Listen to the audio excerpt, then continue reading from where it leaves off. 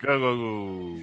Welcome to the League of Extraordinary Frenemies Radio. Your hosts, Lampago and the immodest Mussorgsky. Immodest. Mussorgsky. We're going to do a segment today just called Tool Time. And Tool is not only a great band, but Tool is something you can use in fantasy as well. A tool is something you can use in fantasy as well. So I want to show a tool that I like to use a lot, and I don't know, I've just been kicking your ass all the time, right, Sean? So I don't know. You say so. What's your record right now? I think I have 2 championships, and you have one. Yeah, but what's your record right now? No, in this league I have one. Yeah, what else? Are we talking overall? What else counts, right? I think this season counts. So what's your record? What radio are we talking about here? The League of Extraordinary Frenemies, whose record I'm asking you what it is. So anyway, I want to share the tools I'm using to be so successful. It's 0-1. But go on. Let's check out Fun Times with Tool Times. Okay, Tool Times, which I'm sure is a porn somewhere. I use FantasyPros a lot because they bring in rankings from everywhere. So you get hundreds of people's rankings. You have all of them. And you can pick and choose and average together. So I want to show, like, if we're looking at week 2, and this is all free. You don't even need an account to do this part. The week 2 rankings, you set it to PPR. You can do it by position or overall. But if, like here, I'm on RBs, you go here to pick experts, and it will show you you have all their experts available, which is, like, depending on the set, it could be a lot. And over here in the drop down, you can say, well, show me the experts that on this season are the top 10 in accuracy, and it'll check those. They're not all available, but like you'll get like 2 guys, and you can check more if you say, oh, this guy's in the 15 here in the season, and bring him in, and it'll average those players. Do you like that in season 1 early in the season? What was that? I actually, well, the stats there were all in-season accuracy. That is going off, if I'm correct, 1 week, right? So yeah, the 2020 ones are going off 1 week. You can do the 2019 accuracy. How comfortable? Well. I mean, I'd want the largest overall accuracy if I could. Yeah. So if you want to see like the top 10 of the whole season of that 2019 accuracy, you can do that as well, and it'll pick those players for you. Because don't you want that over guys who have been good off week 1? And then you can see also, like, he's number 5 in the 2019 season. He's 15, so he's still a decent ranker here. And you can see who's falling off. But yeah, sometimes people do fall off. Here's our boy that we like, Jason Moore. Always highly ranked. And then the other thing you can do here on the side is say RB accuracy. Who's ranking the RBs the most accurate? And it will show you. You can say, I want the top 10 at RBs. And they will average the rankings of those players only. Of those rankers only. And so when you're comparing players on how good or who to start, that's a really useful tool. Also, they have a rest of season rankings that works the same way. So when you're thinking about trades and you want to say, like, comparable, where are the experts at? And I just assume the experts know more about fantasy football than me a lot of times. So I really know that. I do. Oh, no, that's not what I was saying. Their job. So, yeah, like Sean said, the accuracy of 2020 is 1 game. 2019 is the full season. You can go by position or overall, and it will average. Like here, my criteria only produce 1 expert, but then you can add in another one that you liked, and voila, you have your ranking sheet. And this is what I always tell people is, like, I'll take some experts that I like, and then I'll compare. If someone wants to trade me a player, like, I got a trade offer for Malcolm Brown. So then I look at this sheet and I think, oh, I want someone who's like around this area, hopefully.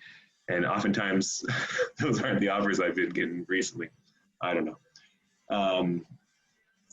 Yeah.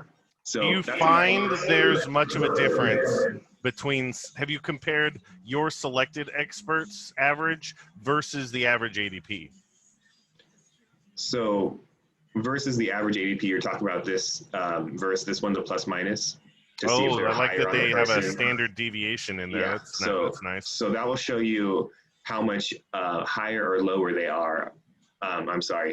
This player is versus the average ADP with this ranking set now. with I think I only averaged 2 right here. So compared to the general average, are these 2 higher or lower on players? And sometimes you get these big outliers that will really point out. I'm trying to see, these aren't really big outliers at the top, but like this plus 25 on Naeem Hines shows that those two accurate people are way higher on Naeem Hines than the general ADP. But the general ADP also isn't necessarily going to have been adjusted to that. Yeah, and then there's another drop down for another sorting column for recency. You can say last 7 days, last 14 days, which will matter more further into the season. So the other part that I use is I use their dashboard. Just really, I like one part of their dashboard, and you do have to make an account for this part of it, and it will upload your team, but it will show you all the available players in our league, because I synced the league to it, and you can say show my players on this list.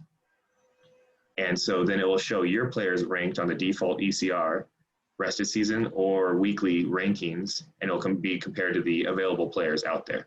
So then when I'm looking at, like, here's my running backs, and I see, like, waivers are going to run soon anyway, right? I see Josh Kelly's higher here than some of the players I have on my team. Or I see McKissick is really falling in the general consensus here. There's many players who are widely available in our league anyway, that are ranked higher than him for the rest of the season. So when I'm looking at my waiver ads, this is what I use for a reference to. I try to understand just generally how the people who know best about fantasy are thinking about these players. Yeah, I use the sleeper recency I like that tab a lot for the too. same thing. Just find out what everyone's rushing towards. You're talking about the trending, right? Away. Yes. I like this a lot too. I do references to say, oh, look, everyone's adding Naeem Hines. They always seem to be taking in our league, though. Well, what you got to look at is I just listened to a few fantasy podcast shows today going over for their sleepers in the league. They're not there in ours. They're just not available. They're not available. But I mean, you look at the ones here, the ones you actually want. Robbie Anderson, not available. Naeem Hines, not available. MVS, not available. Paris Campbell, not available. Frank Gore, not available. And that's because we're a bit of a deeper league with those extra 12 people I'll go ahead and say it. I think we're a pretty sharp league is why we don't get guys like that. And why I don't spend a whole lot of time listening to sleeper shows unless things are going really, really bad for me. They have other tools here on there too, but those are pretty much all I use. I definitely look at that sheet though. That trending sheet is very useful too. Are there any other tools or anything you want to talk about? Yeah, I like going on the available, and I have a list of stats that I think matter at, running back and wide receiver positions.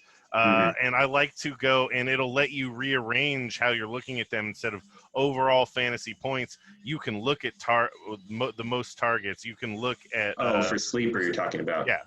So it's on the sweeper. I'm sorry, the sweeper. Yeah, the sleeper app. Sweeper available section. I like this a lot too because yes, you can sort by, and a lot of times, what's valuable are opportunities. So who's getting the carries and who's getting the targets. And then you can sort by, these are the people who are available, and we can sort by like who's catching the ball. You can't sort by targets, huh? You can on the actual app. For some reason, the desktop. Oh, really? Yes, is not. Okay, so if you do this generous on your phone, you can sort by targets as well. Yeah. Another place like that's a really has useful one. Way more effort into the app than the desktop, which isn't surprising, as I imagine the majority of their business is done on phones, tablets, and the like. Oh yeah. Okay, well, those are the pieces I wanted to review. I hope something is useful for you out there, and I'm hoping we have an even more competitive fantasy season, and I'm not afraid of giving away resources that I use. Because if I'm really that good, I should just keep winning, right, Sean? That's what people would think. Not getting knocked out by the near Sacco of last year. Yeah, week 1 happens. What's your rank in the waiver? I don't know. I didn't check yet. Do you want to? I mean, Sorry, it's right I adjusted there. that. Yeah, week 1 wasn't great, but it wasn't. But you got to be strong and fight through. and figure out Usually what it's you're going to good do about also all to those get, shenanigans. and that's another strategy too that I've heard some people do. I've never intentionally done it, but some people try to Lose lose week week one one to try as and raid the possible. waiver wire. Yeah, and then pick up that hot week one ad. I've So never done it I've never intentionally, done but it I because have benefited from that before. I've so definitely, yeah. yeah, so I mean you could totally I don't think there's a rule against it. You could just start all of Nope. your bench players, lose week one, It's and not as smart much as though. possible.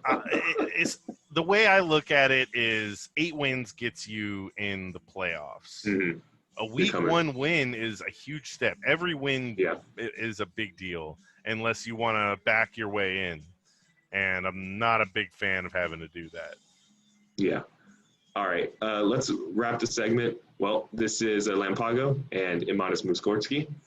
Would you like to? Immodest. Immodest. Immodest. Mode. So, Mode, yeah, not thank you guys for mod. watching. I hope something was useful. And, yeah, I hope you beat Sean. And thank you for your time, Mr. Lampy, and insight as always. You have a good one, and we'll see everyone next time. Good luck hating your friends.